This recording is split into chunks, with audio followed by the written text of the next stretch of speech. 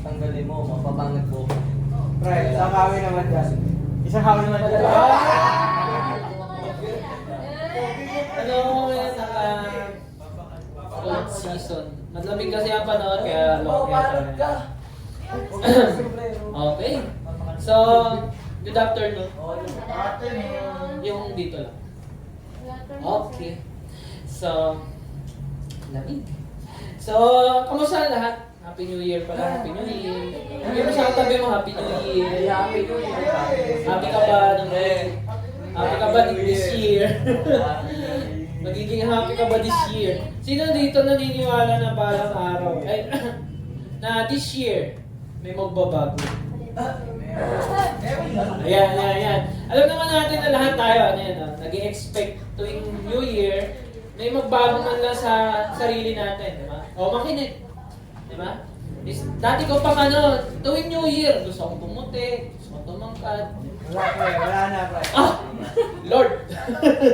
So, pero syempre, babaguhin natin yung nababago syempre. For example, ako natulog ng mas maaga, di ba? Kasi Ira. Di ba, JC? Oh, di mo narinig. Ulit. Di ko na ulitin. Pero ayun nga, so, ayun.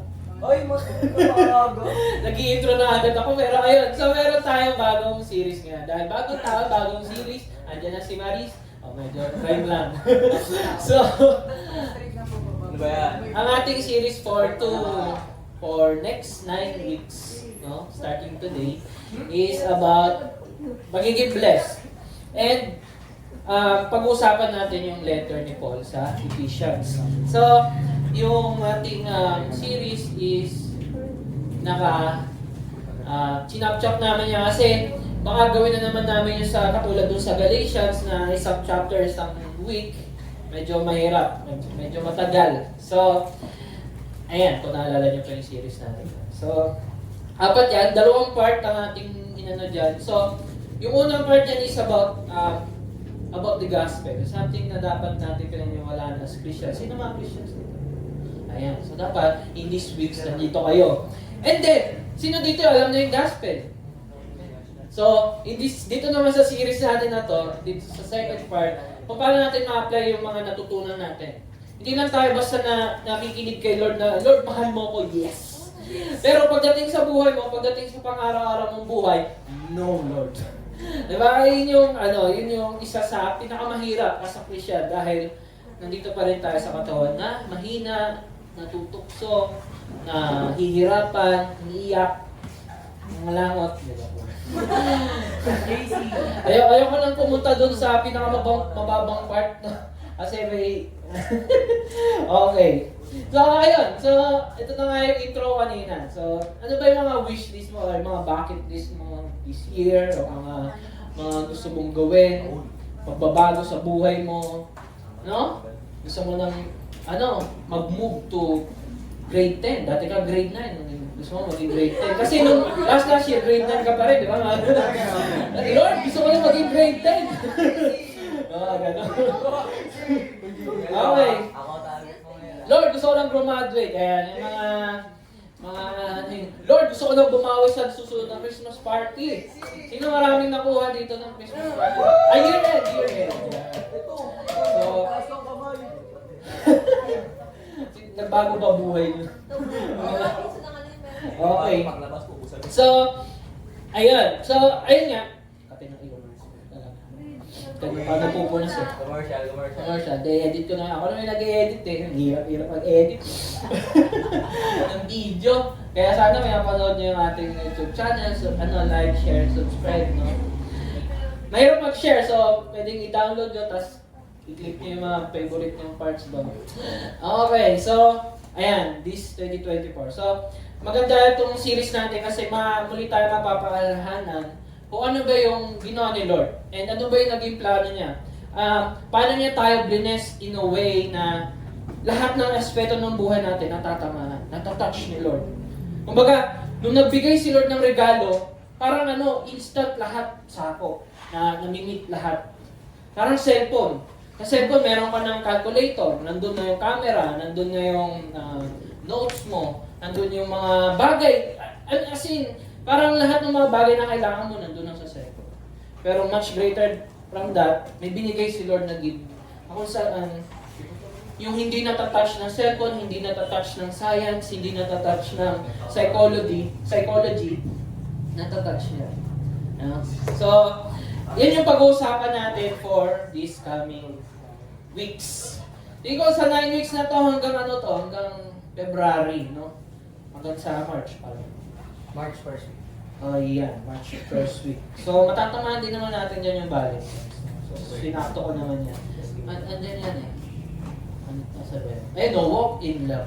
Ayan, sakto yan dyan. Sana. Okay. Sige. So, pag-uusapan natin for this week is spiritually blessed. Ano ba ibig sabihin ng spiritually blessed? No? Minsan nakikita natin sa mga tao na kapag marami silang nakukuha sa kanila or marami silang ayoko sabihin yung blessing, mga regalo, mga nakukuha, mga gamit, bagong gamit na nakukuha, tinatawag natin silang blessed. Lalo na yung mga tao healthy, kompleto yung katawan, yung parts, and matatawag natin blessed. Pero ano ba ibig sabihin ng spiritually blessed? And dito natin yung makikita sa Ephesians. So, in-explain ni Paul dito yung about doon. So, before we start, let us pray muna. So, Heavenly Father, Panginoon, thank you for this year, Panginoon, panibagong year, Panginoon, para sa aming buhay, Panginoon. Sa iyong mga minamahal, Panginoon. Lord, thank you, Lord, for this series, Panginoon, na pinagkaloob mo sa amin, Panginoon. Lord, give us knowledge and wisdom, Panginoon, as we go through, Panginoon, dito sa text na to, Panginoon. And naway, mas lalo ka namin makilala, Panginoon, mas lalo kaming lumalim, Panginoon, sa pananampalataya sa iyo, Panginoon, na mas lalo kaming mahikayat, Panginoon, na laging lumapit sa iyo, Panginoon. Hindi lang laging pumunta ng youth life, Panginoon, kundi, Panginoon, maging mas lalong mas malapit sa iyo, Panginoon.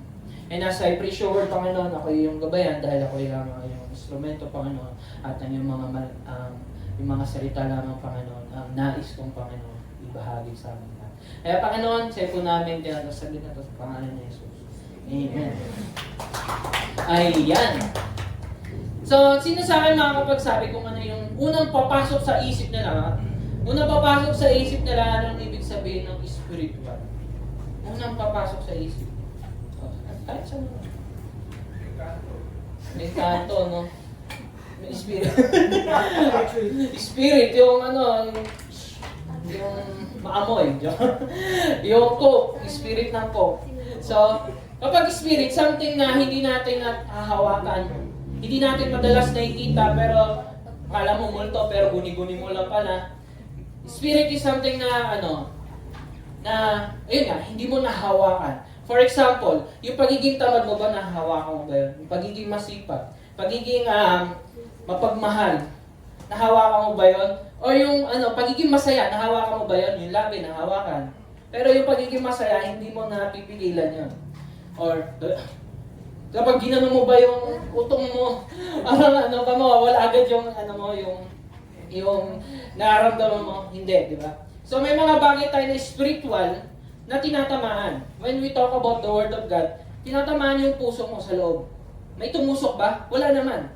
Pero, may naramdaman ka sa loob, di ba? Something na spiritual. So, yun yung lagi niyang iisipin. So that's why, hindi ito material na bagay, na bless. Na magkakaroon ka ng iPhone 15, no? O kotse, di ba? So, ayan. So, yun yung pag-uusapan natin ngayon. So, before I start, parasan ka muna sa'yo.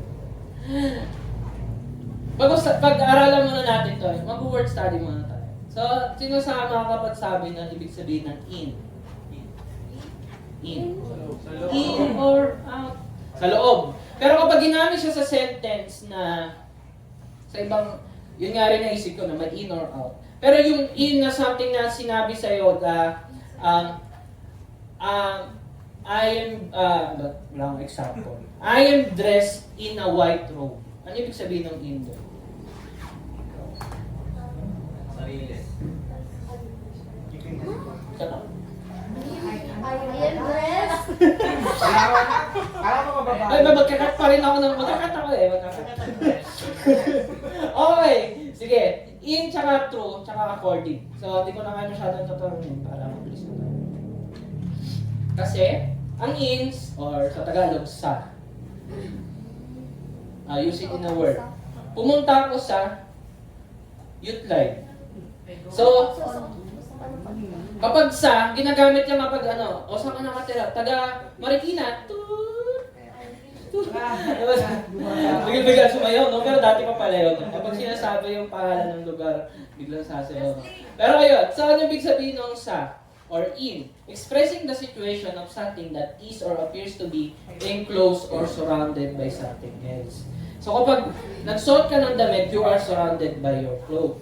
Kapag nasa bahay ka, you are surrounded by yung walls ng bahay niyo. So, and then at the same time, yung in na ito is something na makakapagsabi sa'yo kung ano yung pagkatao mo at the same time. For example, lagi kitang nakikitang nakaputi. So, sa tuwing makikita mo si Maverick na nakaputi, lagi every week laging nakaputi. Tapos isang araw bigla siyang nakapula, nakapink, no? Magulat ka. Oh, ikaw ba yan, Maverick? May sakit ka ba? Gano'n, di ba? So, minsan, sa kung ano yung suot mo, makinig. Nag-i-English tayo, teacher ako ngayon. Waterfall. Ayan. So, yun yung ibig sabihin ng in. So, kung ano yung suot mo, yun yung nag-define sa'yo. And at the same time, kapag sinabi ko yung isang tao, taga-tundo, nananaksak. Sa tundo yan. Taga-tundo yan. Sabi ko, sa youth life yan, ay alive yan. Diba? So minsan, ginagamit tong term na to, karugtong ng identity na. No? Next, true sa pamamagitan. Kasi kaya tayo nag-word study kasi marami tayong madadaanan na ganyan. So para mas lalo natin maintindihan yung babasahin nating Bible verses, maintindihan natin. So sa pamamagitan, moving in one side and out of the other side of an opening channel or location.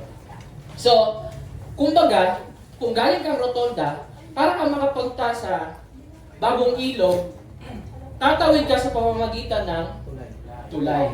So, through the bridge. So, yun yung ibig sabihin ng through. So, yun yung parang daanan, daluyang, connecting, bridge, or kung saan nagko-connect, or lagusan. Kumbaga, galing ka dito sa loob, lumabas ka ng pintuan, lumabas ka sa pamamagitan ng pintuan. So, para tayong parang pwede na pala mag-teacher. Pwede na pala. Okay, so according naman, ayon. Hindi man natin lagi ito sinasabi, no? Ayon. Madalas natin sinasabi dahil.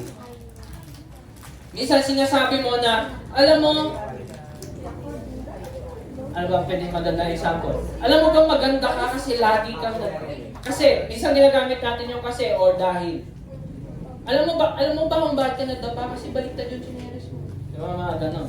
So, hindi natin ginagamit yung ayon. Madalas tayo ginagamit yung dahil kasi datapuan, joke lang. Yung ginagamit yun.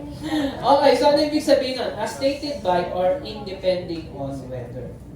So, ginagamit natin yung ayon or bakit, ayon, dahil, or kasi, para magbigay tayo ng dahilan kung bakit natin ginagawa yung isang bagay. No? So, yun yung ating makikita ngayon sa babasahin natin ngayon. Matagal ba ako mag-intro? So, pupunta na tayo ngayon sa ating libro ngayon. Ephesians context. So, bakit nagsulat si Paul? Kung naalala nyo sa Galatians, nagsulat si Paul dahil may mga ginagawa silang mali. Hindi, gigil na gigil si Paul magsulat nun. Itong mga Galatians na to. Pero this time, sa Ephesians, context muna, sa Ephesus ay malawak na lugar. Kaya naging place of worship ito para sa mga Greek and Roman gods. So kung mag-share ka ng gospel, mas madaling makapag-share kasi maraming nagsasamba dun eh. Diba? So, and for 2 years si Paul nagstay dito bilang place of worship, maraming tao naging followers ni Jesus. Siyempre, madaling mapaniwala yung mga tao nandyan.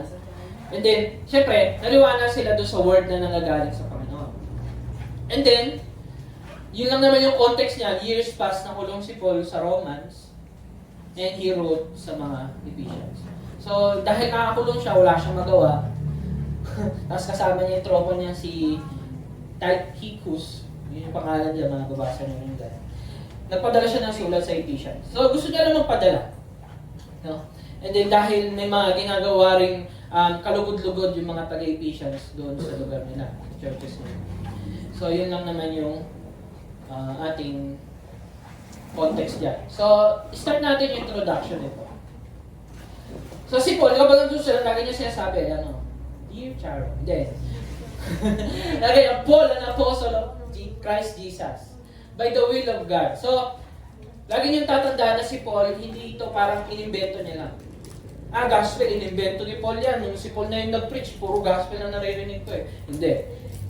Ang sabi niya dyan, lahat ng ginagawa niya is because of the will of God. Okay? And, sa the chat, the saints who are in Ephesus. So, kahit sinong nasa lugar na yon. And are faithful in Christ Jesus. Grace to you and peace from God our Father and the Lord Jesus Christ, our Lord. So, yan yung kanyang intro. Wala naman masyadong intro na ito. Pero, mabilis din si Paul dito. Noong una, sa Galatians, ang bilis niya magsulat kasi galit na galit siya. Ito mga Galatians, you fools agad. Pero dito, kumbaga si Paul, nasa zone siya. Alam mo yung nasa zone? Yung kahit nakapikit, nakakashoot sa basketball ko. So, ganun mo. Tapos si Paul dito, parang kahit nakapikit siya, parang dahil sa sobrang niya, excited niyang isulat yung gusto niyang sabihin, pumunta agad siya dun sa pinaka-point niya. Okay? And yun yung magiging topic natin. So, habang introduction. Pero mabilis lang tayo. So, spiritually blessed. What is blessing? Kailangan muna natin malaman kung ano muna ibig sabihin ng blessing. So, blessing is a statement of goodwill and happiness. So, dyan muna. Ang blessing is something na sinasabi mo sa iba dahil may ginawa sila mabuti, dahil may gusto kang ibigay sa kanila. Alam mo, bibigyan kita ng iPhone 15. Wow, blessing! Diba, ganon? So, yung goodwill na yun, or yung sinabi na yun sa'yo, na statement, or ipinangako, magdudulot ngayon sa'yo yun ng kasiyahan, happiness. So, blessing is something na hindi ka pinapalungkot. No? Pwede mo bang sabihin, a blessing ni Lord to, yung madapa ako, para matuto ako. In some way, dahil natuto ka, yun yung blessing. Pero hindi pagkadapa, hindi yung blessing. Okay. That is said about another, as well as the condition that fulfills those good words. So, ang blessing is something na sinabi sa'yo, and then na-receive mo. Kumbaga, sinabihan ka, bibigyan kita ng iPhone 15, sa words pa lang, tapos nag-order na, tapos nung nakuha mo, all in all, lahat ng naging process na yun is a blessing for you. Pag sinabi sa'yo ni Lord na mahal kita, past, present, future. Ganon din yung blessing. Pag sinabi ni Lord na I will bless you, He will bless you, past, present, and future. And sa future mo, makukuha yung pinaka-ultimate prize. No? Ganon yung blessing. Magdudulot sa'yo ng happiness. So, pakisabi, happiness. Hindi naman happy. Happiness. Happiness. Yeah. Happiness. Pag hindi kayo happy, bahala kayo. Hindi kayo blessed. Okay. But, syempre, ito bang blessing na to is something na deserve mo? Yung pagiging masaya ba, deserve mo? Yun yung tanong dyan. Kasi, we are all sinners. Alam niyo naman na to, pero inuulit ko lang para sa mga bago or di pa masyadong babad dito. As it is written, none is righteous, no, not one. Kung sinasabi mo sarili mo, matuwid ka, mabait naman po ako sa nanay ko, sa teacher ko, sa kapatid ko, sa aso ko, di ko siya sinisipa. Hindi totoo yun. None is righteous, no, not one. And sino nagsabi niyan? Ang makakapagsabi lang yan is si Lord na kung sinong nakakita sa puso mo. Nakita sa puso mo kung nakikinig ka ba dito sa harapan. Kung inaantok ka ba. Diba? Ganon katindi ba? Tapos, for all have sinned and fall short of the glory of God. Merong binigay na ruler si Lord. Sobrang taas. Tapos, inaabot mo yun. Hindi mo abot. Natulog ka na lang. Ganon tayo makasalanan. Ganon tayo hindi pumapantay dun sa pinaka-requirement. Papasok ka ng langit, oops, hindi ka umabot sa ruler. For example, kapag sa swimming pool or sa mga playground, di ba nung bata ka lang dapat may requirement na height? Tapos sasabihin sa'yo, you fall short. Balik ka na lang next year. Balik ka na lang pag naabot mo na, di ba? Pero tayo, hindi natin kahit kailan maabot yun on ourselves. Meron na ba dito, pagkapanganak nila, nagpipray na? Baby ka pala, yung anak ko nagpipray agad. Walang ganon. Okay? And then also, dahil we are all born, nanggaling tayo sa pinakamahina. And something na hindi natin masasabi na katulad natin ng Diyos o maabot natin yung requirements ng Diyos kasi hindi tayo Diyos. Hindi tayo righteous. Makasalanan tayo. Puro sa Romans lang yan. O, makinig. For the wages of sin is death. Ayan. So, pinapakita dyan na ang kabayaran ng lahat ng nagawa mong kasalanan is kamatayan. Kahit yung pinaka-white lie mo lang na, di ako umuto. Pero ikaw yun, di ba?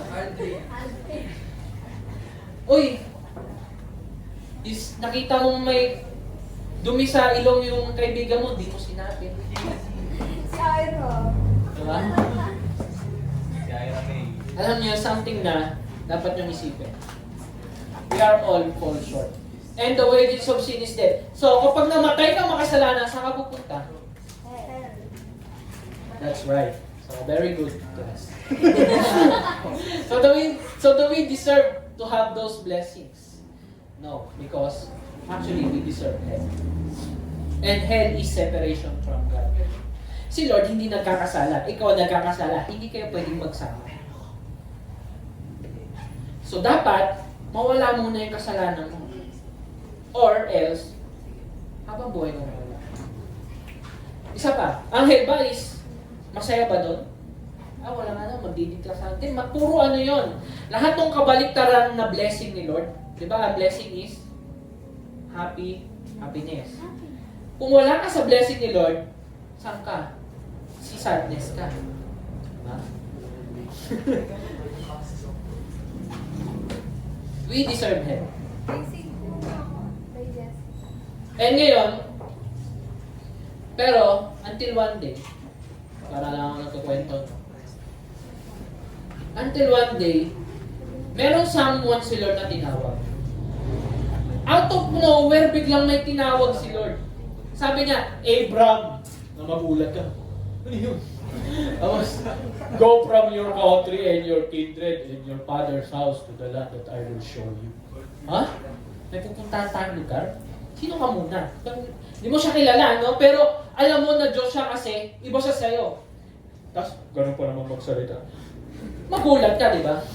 Tapos si Abram, na si Abraham to, kasi si Abraham, pinalitan ni Lord yung pangalan niya na Abraham. Ang sabi niya kay Abraham, nangako siya, walang ginagawa si Abraham, gumagawa lang siya ng kung anong ginagawa niya, tapos biglang nagsalita si Lord. Ang sabi ni Lord sa kanya, I will make you a great nation. Imagine, no? Wala ka namang ginawa, tapos minahal ka ng nanay mo. Nung pinanganak ka, wala ka namang ginawang maganda. Nung gumawa ka lang, nagbabatrip na sa iyong nanay, tatay mo, natutulog sila, iyak-iyak ka. Pero anong ginawa nila sa'yo? Deserve mo ba yun? Ganon yung ginagawa ni Lord dito. Ginawa ni Lord, kung ano man yung ginagawa ni Abraham, no, di ba sinabi dyan, biglang sinabi dyan, I will make you a great nation. And I will bless you. And I will bless you. Huh? You will be happy. Bless you, di ba? And I will make your name great. Ay, parang ka nasa YouTube niyan. Parang ka si Kong TV niyan. I will name your name great so that you will be blessing. Parang si ano niyan. Diba? Ang dami mong... Dahil masaya ka, if you're happy and you know you... Correct. Yeah. Clap your hands muna. Para tulong ka dyan. Okay. So, ayan yan. Out of nowhere, sinabihan ni Lord si Abraham na, I will bless you. And then, ang sumunod dyan is, ay sumunod. Ayan, I will bless those who bless you. Kung sino man nagpapasaya sa'yo or nagbe-bless sa'yo, ibe-bless ko rin. And him who dishonors you, I will curse. Kung sino man yung gumulpi sa'yo, mambuli sa'yo, bubulihin ko rin. Parang tatay, di ba? Si Lord dyan. And then sabi niya, in you, all the families of the earth shall be blessed. Oh, nakita niyo yung in. Kaya ko in-explain yung kanina. Kasi, in Abraham, lahat ng pamilya mabibless. Until upon now.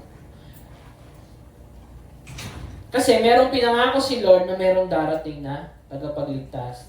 And manggagaling yon doon sa descendant ni Abraham. And that blessing and promise, tutuparin ni Lord. Which is tinupad naman niya. And I will tell you later. No? So, ito yung background. Lahat tayo makasalanan. And one day, I will make you great. I will bless you. Ganon. Totoo to guys. Pinapano ko lang. Wala kasi ako naisip na joke. Okay. Out of nowhere, sinabihan ka ni Lord, I will bless you. Makasalanan kang tao, deserve mo hell. Deserve mong mamatay, and then sinabi sa'yo ni Lord, I will bless you. And that's why ito ang magiging topic natin. So, how God bless us? Wow, Lord, thank you, Lord, bless me. Pero paano mo ko bless? And another topic is, ano yung mga blessing na yun? Okay, blessing, sige. Pero, and then, at saka, bakit mo binigay yung blessing na yun sa akin? Siguro nagwawalis lang si Abraham doon, tapos bigla sinabi, I will bless you.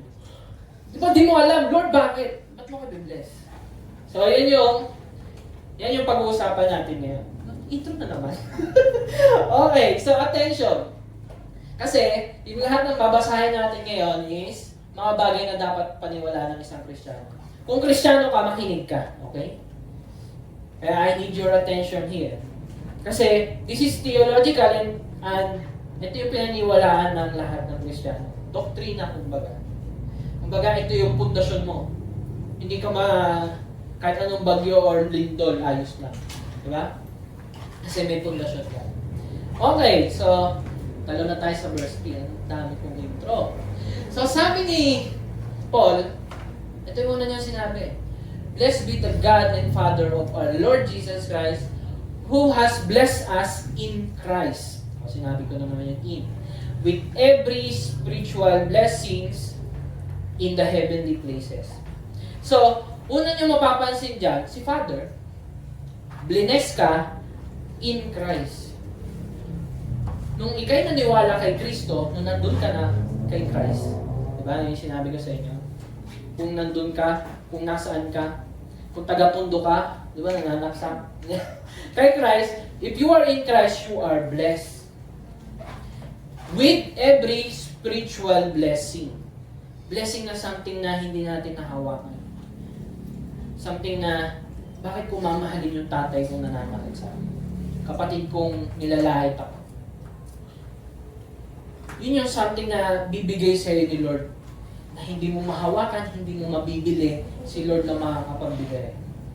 No? Spiritual blessings. And I want to point yung isa dito, na isa sa pinaniwalaan ng Kristiyano is yung Trinity, Triune God. So mapapansin nyo dyan, present lahat dyan, si Lord. Si God the Father, si God the Son, Jesus Christ, and yung involvement ng Holy Spirit as a spiritual blessing to each one of us. No? To point that, na naniniwala tayo sa Diyos na 3 person in 1. So, siguro, dadanan natin yan sa ibang mga topics, yung Trinity. Pero, as of now, dyan natin makuha yan. And dito sa Ephesians chapter 1. So, tanong. Tinanong natin kanina, how God blessed us. So, susunod na verse, sinabi dyan ni Paul, di ba? Blessed be the God Father. So, tinutukoy niya si Father dyan.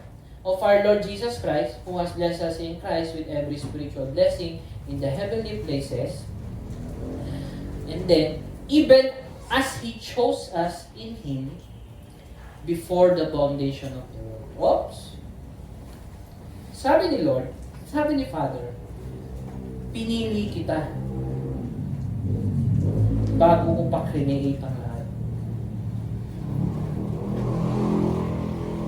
Papaisip ka ngayon. Kaya pala si Abraham, nagwawalis lang, biglang sinabihan. Kasi pinili siya ni Lord. Pinili ni Lord kung sino yung sasabihin niya na, I will bless you.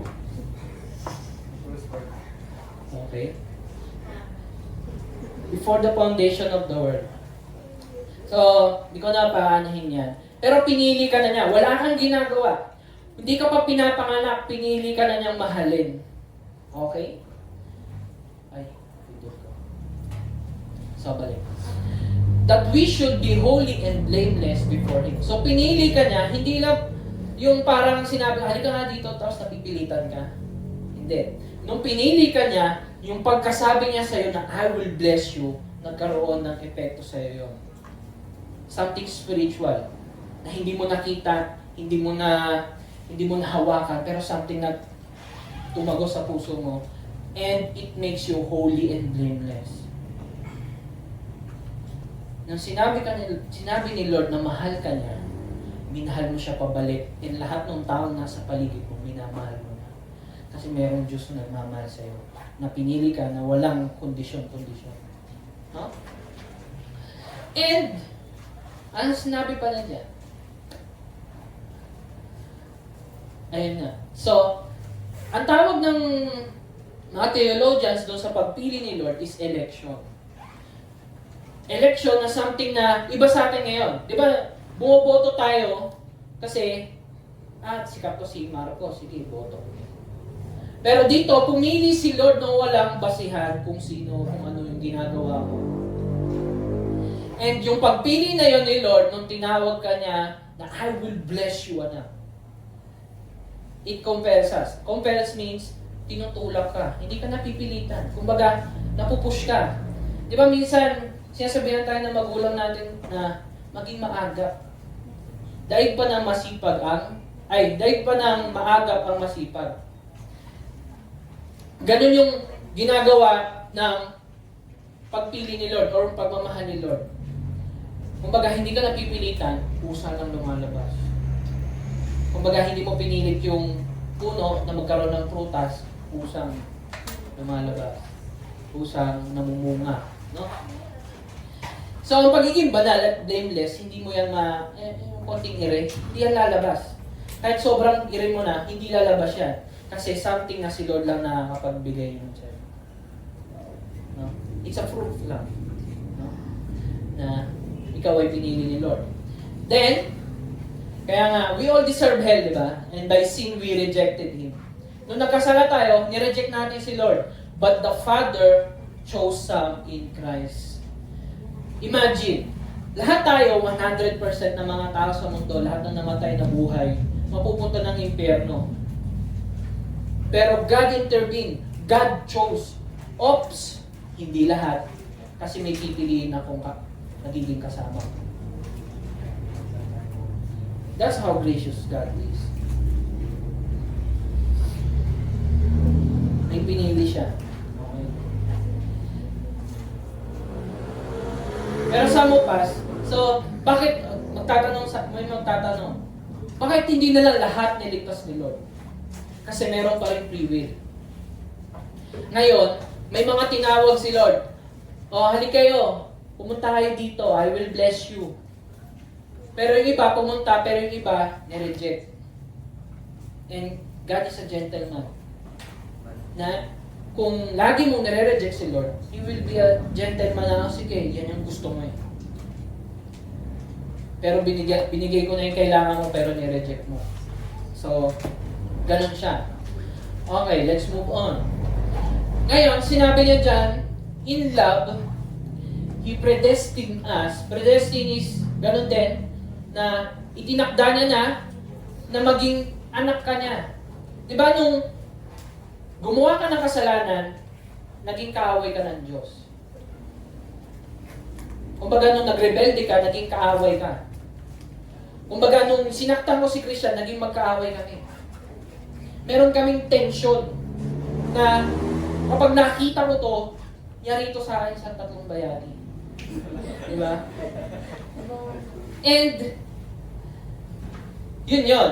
So, makikita nyo yung in love. So, something na magpupush kay Lord na gawin yung isang bagay. So, hindi ka pinili ni Lord para dahil mabait ka, dahil cute ka, ay cute nito, sige, sama ko to. Na hindi ganun. Ay, kawawa to, sige, dito na lang. Ba, hindi pa din. Pero pumili si Lord in love. Kapag nagmamahal ba, namimili ng mamahalin? Yes, namimili ka ng mamahalin. Pero, kapag nagmamahal ka ba, pinipilit mo ba na mahalin ka? Hindi, syempre. So, syempre, lahat ng magre-respond sa pagmamahal ng Diyos, yun lang yung mapupunta sa Kanya. Kasi yun yung mga tinawag niya. So, let's move on to adoption. So, ibig sabihin ng adoption, hindi lahat ng tao na create ni Lord is anak ng Diyos. Lahat ng tao na nagrebelde sa Diyos, kaaway ng Diyos, kalaban. Player 2. Siya yung player 1, player 2 ka, magkaaway kayo. Pero, in love, He adopted you. So, as a Christian, we are ampon. Sabi mo ampon. Sabi mo ampon ka. Pero, imagine, dati ang ampon, yung mga inaampon dati, yung mga mayayaman, nag-aampon sila kasi wala silang anak eh. So mag-aampon sila para may tagapagmana. May maging tagapagmana ang that time. Kaya sinabi ni Paul, adoption, kaya niya sinabi yan, kasi ang nasa isip ni Paul dyan, inampon ka ni Lord para mamana mo yung mga blessings niya. Hindi yung parang, kawawa naman to. Hindi gano'n. Ay, ano ba to? Parang, minamanipula ka ba ni Lord? Pero syempre hindi, may explain natin. So, inampon ka niya through Jesus Christ, dahil kay Kristo. Ano yung true? Sa pamamagitan, di ba? Dahil kay Jesus, dati ka kaaway, taong labas, pulubi, inampon ka through Jesus Christ. Sa pamamagitan ni Jesus, kaya ka nasa piling ng Diyos. According, ayon sa to the purpose of His will. Decision niya yun, will niya yun. Yun yung kagustuhan niya. Walang nagdikta sa kanya, walang nagsabi sa kanya, walang naging deciding factor outside of Him. Yun yung will niya. Mamaya, explain natin yung mga will na yan. So, in love, malaya siyang pumili at pinili ka niya na maging anak ayon sa will o kagustuhan niya. Tinagalog ko lang. So, sa pagmamahal. So, yung pagmamahal yung driving factor din. Yun yung pinaka-point. Na hindi selfish si Lord. Selfish naman ni Lord. Bakit gusto niya ako makasama? No. Tayo yung may gustong makasama siya. Kasi di ba, sino masaya sa lahat ng blessings? Ibig sabihin, masaya ka rin dun sa lahat ng binibigay ni Lord. Tayo yung may kailangan sa Kanya. Hindi selfish si Lord. Tayo yung may kailangan sa Kanya, hindi siya yung may kailangan sa Kanya. And at the same time, hindi rin niya tayo minamanipula. Kasi at the same time, yun nga, sinasabi ko, ang nagmamanipula is yung may kailangan. Di ba, yung mga anong tawag dito, yung yung nag-hypnotize, minamanipula nila na, bigay mo yung wallet mo sa akin. So, nakuha. Kasi kailangan nung nagmamanipula, di ba? Pero si Lord, wala siyang kailangan sa'yo. Nakita niya na kailangan mo siya. Okay. Yun yung deciding factor in love.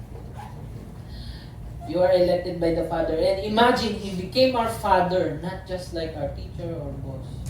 Sa teacher, kapag nandiyan yung teacher mo, ang galing mo ang bait mo pag nandiyan yung teacher mo kasi maapektuhan yung grades mo eh. Or kapag may boss ka, sa mga nagtatrabaho, kapag nandiyan yung boss mo, nagpapakitang gilas ka para tumaas yung sahod mo, tumaas yung mag-promote ka. Pero kay Father, sa mga tatay, sa mga magulang natin, dapat, no? Di ko naman nilalahat, no? Dahil lahat nga tayo makasalanan. Pinanganak tayong lahat, pero lahat tayo minahal na walang kondisyon. Umalya ka man sa grades mo, mahirapan ka man, or masigawan mo may magulang mo, mahal ka pa rin nila. Mahal pa rin tayo nila. And ganun yung pagiging tatay. Kahit anong gawin mo, tatay pa rin ako sa'yo. Ganun. Okay. May sinabi pa ba dyan? And then, ito yung sumunod na verse. To the praise of His glorious grace, with which He has blessed us in the beloved. So, parang hindi mo na maintindihan si Paul dito kasi parang paulit-ulit na siya. Ginawa ni Lord yon, yung pagpili, yung pagligtas sa'yo, yung pag-bless sa'yo, yung pag-ampon sa'yo, para, according to His will, and at the same time, to the praise of His glorious grace. Ano ibig sabihin ng grace? Biyaya. Something na hindi mo pinaghihirapan. Biyaya na parang nakita ka ng stranger dyan, tapos binigyan mo ng tinapay. Tapos yung stranger naka Lamborghini. Hindi ka tumitingin sa kung ano yung itsura nila, pero nagbigay ka. Biyaya yon. Pinanganak kang mayaman, biyaya yon. Pinanganak kang okay, biyaya yon. Dahil wala kang pinagpaguran doon. Kasi kapag may pinapaguran tayong isang bagay, ang tawag doon, reward, salary, sahod, ano pa? Prices. Nalala ko yung December. Okay. Pero ang grace is something na hindi mo pinaghirapan. May naghihirap na iba para ibigay sa'yo. That is grace. Ganun. Pinapakita ni Lord kung sino siya.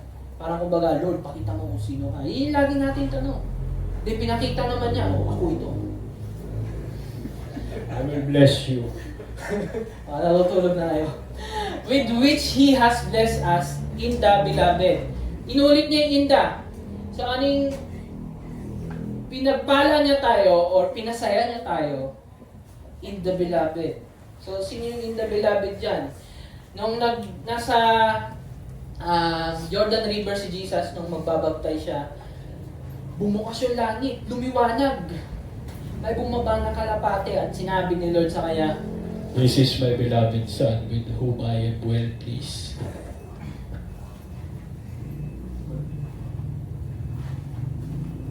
yung beloved na tinutukoy ni Paul doon is si Jesus Christ. And imagine, wala, may sumubra.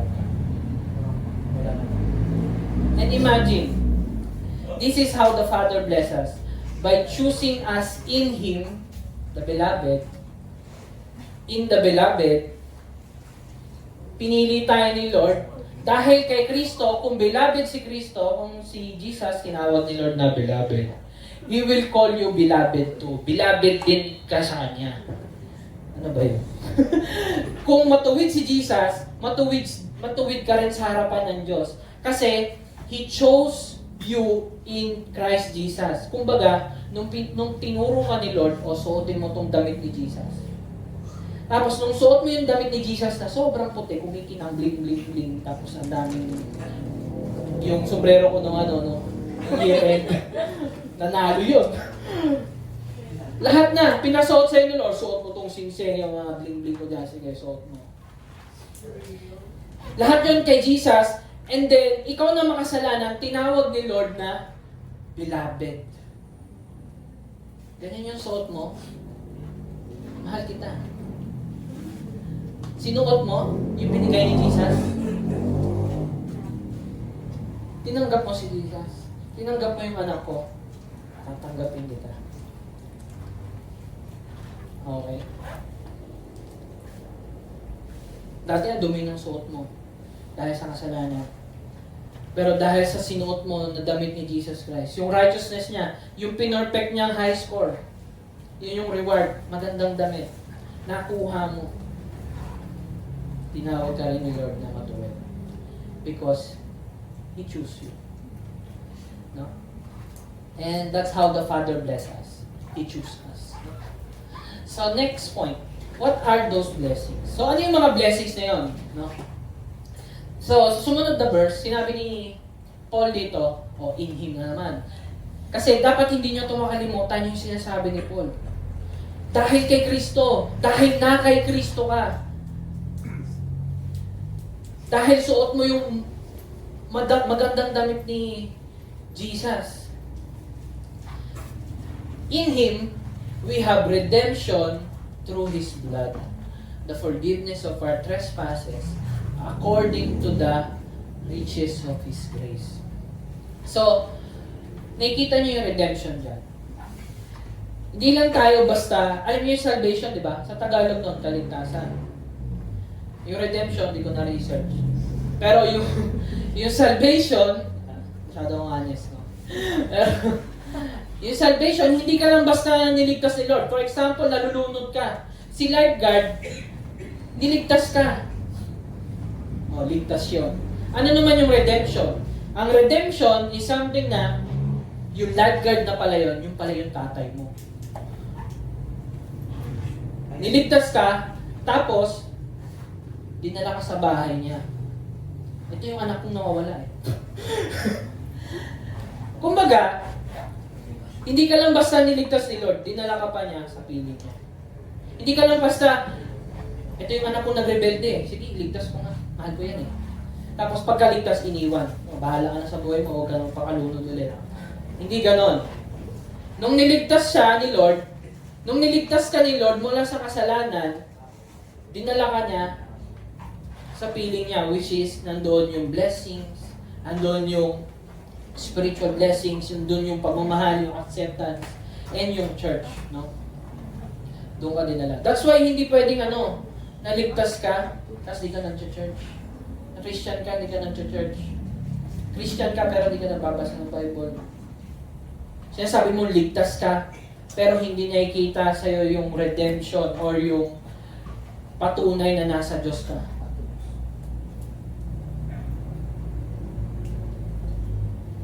Naalala ko tuloy, nung nahuli ako sa... Saan ba ako nahuli? Nahuli ako, nagmumotor. May nilabag ako. Kinalimutan ko na kasi ayaw ko nagkaalala eh. Pero, naalala ko talaga, naalala ko na, nag-U-turn ako sa hindi U-turn. Magmakamadali ako. Magagalit si Mia. U-turn ako. Pag U-turn ko, ganito. Sige, dito na. Taga saan ka? Taga-Taguig. Ay, taga-Taguig din ako. Pero mga ganun pa siya. Ito naman sa uniform, Taguig nga naman. Tapos, nasa lisensya ko. Ito po lisensya ko. Bait ko yun. Kapag may nagawa ka mali, ang bait mo eh. Feeling mo para, bait naman ito. Ulihin. Parang gumaganon ako. Tapos, sinusulot niya na yung pangalan ko. Ito, ticket. Malis ka na. Yung lisensya ko, kinuha ko pa doon sa malayong lugar, sa TCU pa. Sa TCU. And ito yung redemption. Dahil pinaalala ni Kuya Edrin yung pagtubos. At di ko naalala kanina. Yung pagtubos is something na yung lisensya ko, binayaran ko para makuha ko. Nag-leave ako sa trabaho ko. Nag-drive pa ako na napakalayo. Tirik pa yung araw. Pagpunta ko doon, may pila pa. Tapos, ang tagal pa tagal pa ibigay ng lisensya ko. Tapos pagbigay ko, 500 pa ang mahal. Tapos, nung nakuha ko, anong saya ko, di ba? Nung nagdadrive na ako, confident na ako. Nakuha ko na yung lisensya ko. Nung dati hindi ko kuha yung lisensya ko, para akong kinakabahan. Paano pag nahuli ako? Wala pa naman ako pang tubos. Pero si Lord, ganun yung ginawa. Nagpakahirap, niligtas ka, and at the same time, inuwi ka, tinago ka sa puso niya, malapit sa puso. Dito ka na, huwag ka nang aalis, ha? Ganun si Lord sa'yo. Ganun ka niya tinubos. And through His blood. Bakit ko sinabi through His blood? Kasi, bakit ko sinabi dito? Kasi dito sinaksak si Jesus at doon umagos yung dugo. Para sa kabayaran ng kasalanan natin lahat at sa kapatawaran ng lahat ng nagawa mong kasalanan. And according to the riches of His grace. Hindi dahil mabait ka o cute ka or sobrang talino mo. Dahil sa biyaya. Okay. Tumatagal na naman ako. So redeem means, di ka lang kanya basta niligtas. Yan yung sinabi ko. At hayaan lang, kundi dinala ka pa, pabalik sa kanya. No? So, ganun yung reading. Which He lavished upon us. Ito yung sinabi niya. Pinatawad ko kayo according to my, sabi ni Paul, according to His grace. Which He lavished. Ano yung lavish? Yung lavish na pamamahal ni Lord sa iyo. Lavish na pagmamahal. Ano sa inyo yun? Upon us, in all wisdom and insight. Insight yan. Making known to us the mystery of His will. Ano ibig sabihin ng mystery dito? Di ba ang dami mong tanong, Lord, nasaan ka ba nung nahirapan ako? Lord, nasaan ka ba nung namatayan ako? Lord, nasaan ka ba nung ginalingan ko naman pero bagsak pa din ako? Lord, nasaan ka nung kailangan kita? And through Jesus Christ, ni-reveal ni Lord yung mystery na yun. Na sinasabi niya sa'yo na itong mga hinahabol mo dito sa mundong ito, hindi ito yung magliligtas sa'yo. Hindi ito yung magdadala sa'yo sa akin. Pero ito, according to His purpose which He set forth in Christ, kay Kristo pa rin, as a plan for the fullness of time, to unite all things in Him, things in heaven and things on earth. Dahil kay Kristo, lahat ng bagay na nalayo sa Kanya, na-unite, pabalik sa Kanya. Imagine, no? Yung lavish. Hindi ka lang basta inibig ni Lord. Diba minsan kapag umiibig ka, parang kang tanga. Para bigay ka ng bigay. Diba? Ay, ganun-ganun ka hanggang sa ayaw sa'yo ng tao, diba? Hindi pala kita gusto. Pero okay yung mga binigay mo, ha? What? Hindi lang siya basta nagpumiibig. Inibig ka niya, hindi ka lang basta inibig ni Lord, kundi pinag-isipan, pinagplanuhan, at with effort para muli niya tayo makasama at masagot ang iyong mga tanong. Kumbaga, nung nagbigay ng regalo si Lord, nung binigay niya yung biyaya niya, lahat ng bagay na kailangan ng puso mo, nasatisfied.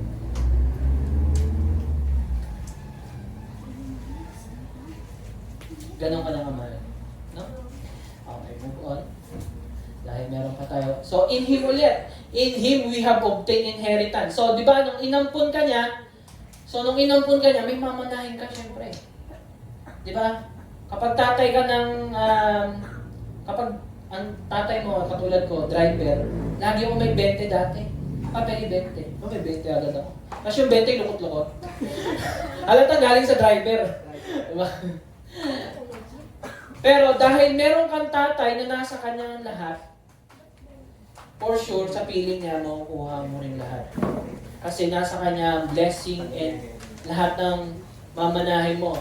Having been predestined according to the purpose na naman, of Him who works all things according to the counsel of His will.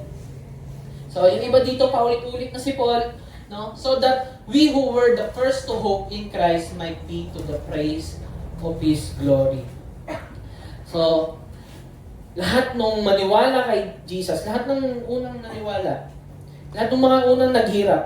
Tayo ngayon dito, katulad nga ng sinabi ni Kuya Raymond na last time, na lahat tayo dito, relax na. As a Christian, we are relaxed here. Pero nung mga first century na mga Christian, lahat sila tinutugis, lahat sila nakukulong, lahat sila nagtatago, lahat sila pinapakain sa leon, pinagchichibog sa leon. Pero dito, chumichibog tayo. Lord, Totoo nga.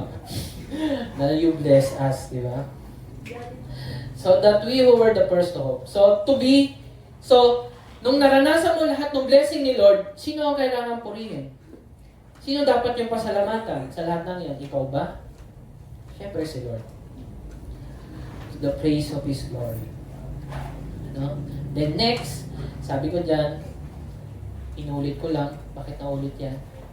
In Him, you have obtained an inheritance. Kung anong meron siya, meron ka din. Ganon tayo ni-redeem ni Lord. Kaya ako pala nilagay yan dyan. Kasi inibig ka niya ng yung maingat. Talagang prepare. Talagang pinag-isipan ng isang Diyos para makuha mo yung inheritance na meron siya. No? And what are those blessings na sinasabi dito sa text? Deserve natin ng help, but He redeemed us. Forgive our sins through His blood and gave Himself para ma-receive ang di natin deserve. Inampon ka ni Lord and then namana mo lahat nung meron siya. Hindi mo deserve yun, pero nakuha mo. Lord, thank you. Nagwawalis lang ako dito, pero tinawag mo akong I will bless you. Thank you, Lord. Yun yung nakuha natin. And ano pa? We are sealed by the Spirit. In Him you also, when you heard the word of truth, di ba nung narinig niyo yung gospel, may tumama. May spiritual na something na tumama sa puso mo. The gospel of your salvation. Magandang balita ng kaligtasan and naniwala. And we're sealed with the promised Holy Spirit, who is the guarantee of our inheritance until we acquire possession of it to the praise of His glory. Yung banal na spirito dito, naging seal. Kumbaga, nung inampon ka ni Lord, binigyan ka ng suot ni Lord na damit. O ito yung seal, yung sinturon. Kahit kailan, huwag mong tatanggalin yung damit na yan, ha. Isa pang example is, ito yung tinanong ko kay Mayan. Mayan, anong unang pumapasok sa isip mo kapag naisip mo yung seal? Hindi naman yung seal na ano, ano tawag ba yun? Yung seal na ano, hayop. Hindi, nasa dagat. Namuta ko yung tunog, pero gano'n. Parang aso. Pero nung sinabi niya, ito yung sinabi niya, natatawa nga ako nun eh. Sabi niya, do not accept his seal is broken. Nung sinil ka, di ba kapag nakita mo yung package mo, Lazada po, tapos nakita mo bukas, o nasan yung package ng Lazada niya? Bakit bukas niya? Di kukunin niya, di ba? Ganon din kay Lord. Unlike, no? So, the Spirit is a seal and a God that will never be broken and will always love and accept you. Kung yung seal na yon, yung package na yon, nasira yung seal, hindi tatanggapin, eto, si Spirit, siya yung seal na sobrang tibay, hindi mabobroken ng kahit ano. Na kahit kailan, na hanggang forever, He will always love you and accept you. Lagi ka niyang i-accept, hindi broken yung seal natin, guys. Lagi kang i-accept ni Lord sa harapan niya. Lagi kang i-accept ni Lord. Kung nararamdaman mo, hindi ka accept ng mga friends mo, hindi ka accept ng mga, hindi ka tanggap ng pamilya mo or kung kahit sino man, kay Lord sureball ka na hindi ka iiwan. Ano sabi niya dyan? Diba? Ayan, seal. Oo, seal nga. And the Spirit, di ko na na-highlight yan, sabi niya dito, we're sealed with the promised Holy Spirit who is the guarantee of our inheritance until we acquire. So, hindi pa natin nakuha yung mana bilang tatay o bilang anak ng ng Diyos. Hindi pa natin nakukuha hanggang sa makuha natin yon. Ang guarantee natin is si Holy Spirit, yung silyado, meron kang seal. Meron kang guarantee. Naalala ko yung kapag bumibili ako ng RC. May may deposit. So, 20 yung pera mo, 15 yung soft drink. So, wala nang sukli. Ngayon, pag binalik mo yon, alam mo na meron kang deposit doon or garantya na makukuha mo ulit yung pera mong yon kasi binalik mo yung bote. So, ganun din kay Holy Spirit na the Spirit is the guarantee or the installment. Kumbaga, ito pa lang yung patikim. Yung lahat nung hindi mo nararanasan ngayon dito sa mundong ito, mararanasan mo full-blown sa piling ko. Hanggang sa makuha natin ang inheritance and ang eternal life. Kumbaga, kay Holy Spirit pa lang, nararanasan mo na yung heaven. Minsan kumakain, heaven, pre. Sa Holy Spirit, nararanasan na natin yung patikim ng heaven. Na kung saan lahat ng blessing, spiritual blessing, yung pagmamahal, yung pag-iintay, pagtitiis, pagiging masaya, kahit nahihirapan ka, something na nanggagaling yun kay Lord.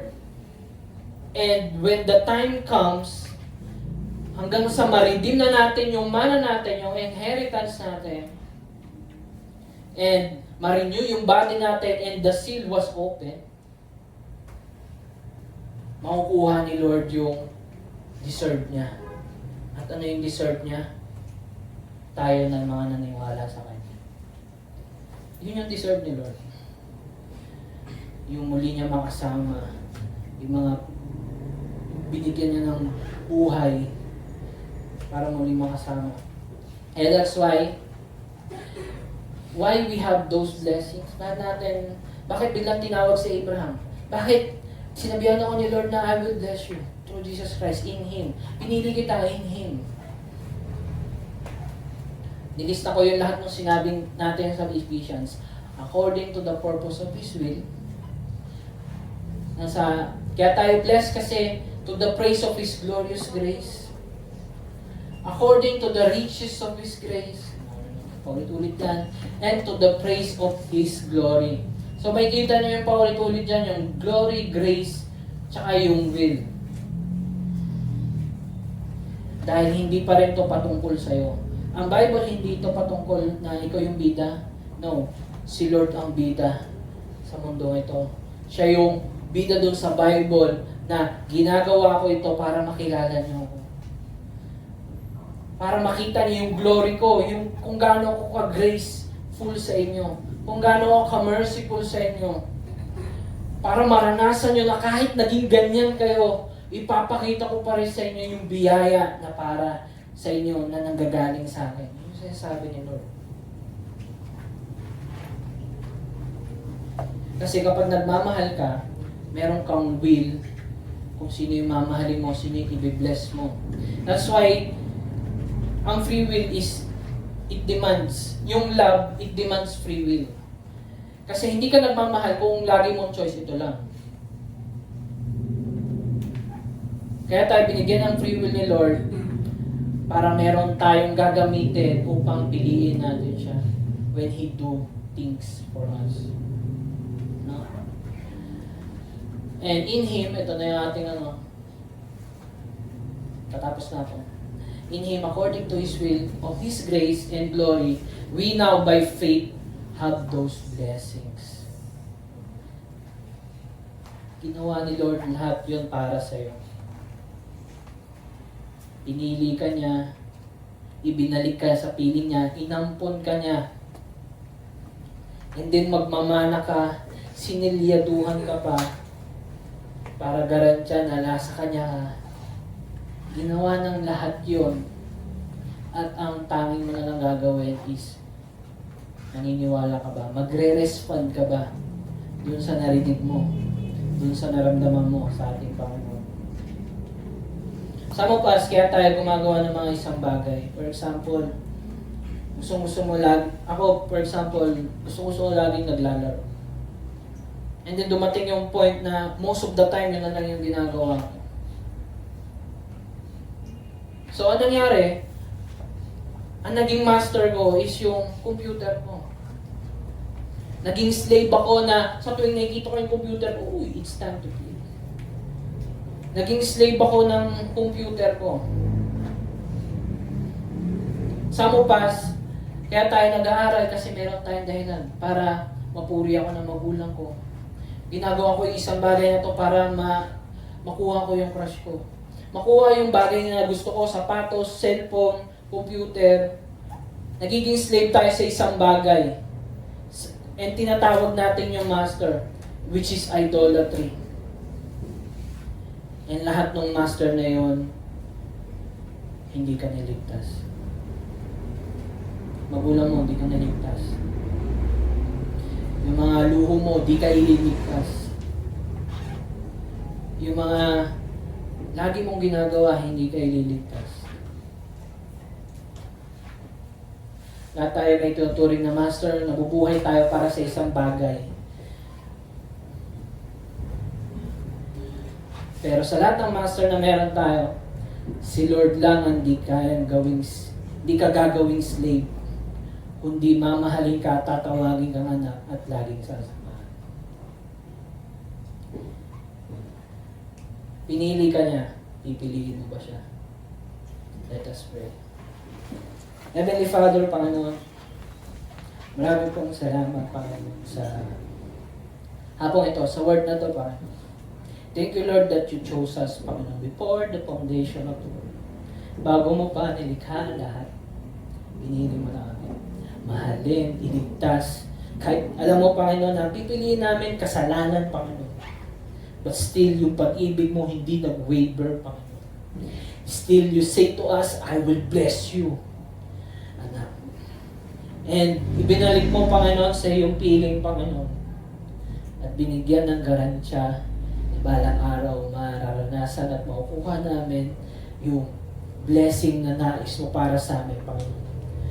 Ito nga, Panginoon, na kami yung minahal, Panginoon, dahil sa binigay mong anak na si Jesus, Panginoon.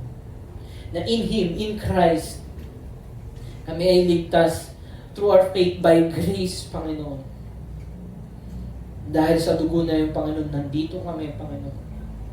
Suot-suot yung damit na pinagpaguran, pinagpawisan, pinagdaluyan ng dugo ni Jesus, Panginoon. At tinawag mo kaming anak, matuwid, tanggap at mahal. Kaya Panginoon, sa iyo na po namin itinatransabit na ito, Panginoon. Kaya Panginoon, lagi mong ipaalala sa amin, Panginoon, itong maganda mong balita, Panginoon, itong napakagrande mong pag-ibig sa buong sanlibutan, Panginoon. Na even though na kami tumalikod, Panginoon, still niyakap mo kami sa likuran at niyakap na mahigpit. And all we can do is to have faith in Him na balang araw, lahat ng masakit, lahat ng tanong na kailangan masagot, lahat ng paghihirap, Panginoon, ay masasagot, Panginoon, masasatisfied, Panginoon, sa araw na makikita namin ang iyong mukha. Kaya, Panginoon, thank you po sa lahat ng iyong ginawa sa pangalan ni Jesus. Amen.